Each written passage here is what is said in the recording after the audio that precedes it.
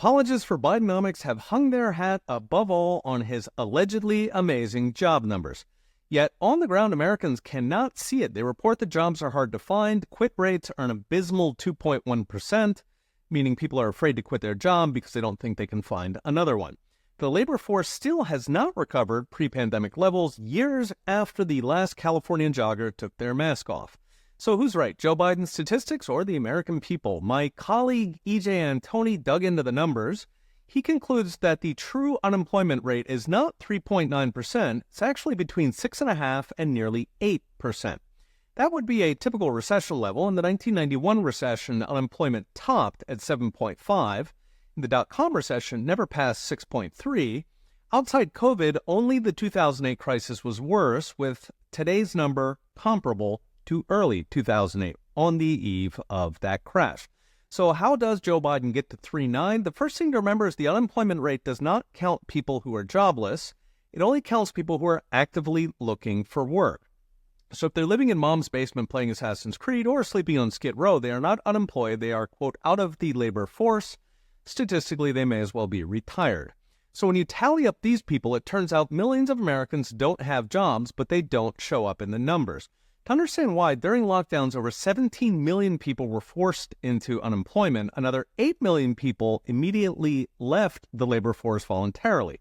Some were afraid, some were waiting and seeing, some were happy with stimulus checks that paid more than work, and then graduated on to government benefits that were no questions asked during the pandemic and continued to this day.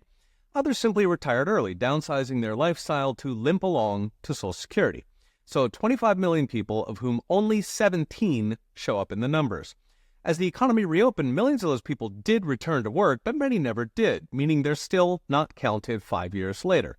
So depending which data series you use, this gap is between 4.7 million and 7 million Americans who don't have jobs but are not counted.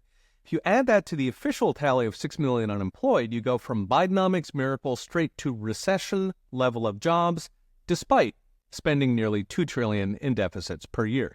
So what's next? Brought to you by Unchained.com. Government numbers will never be accurate for the simple reason that government has a horse in that race.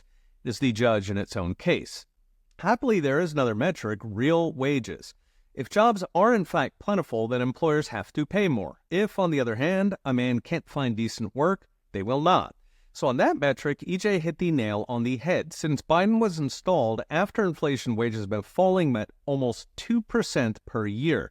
That's driven millions of Americans to pick up second jobs and part-time work, which is typical of a jobs recession. And, by the way, shows up as record jobs growth. The entire Bidenomics gaslight is built on creative statistics and willful misreading of data. Opinion polls say the American people are not buying it. Of course, they will keep lying anyway. A new episode of the podcast just dropped. Check it out at petersainonch.com. Okay, we'll be watching. See you next time.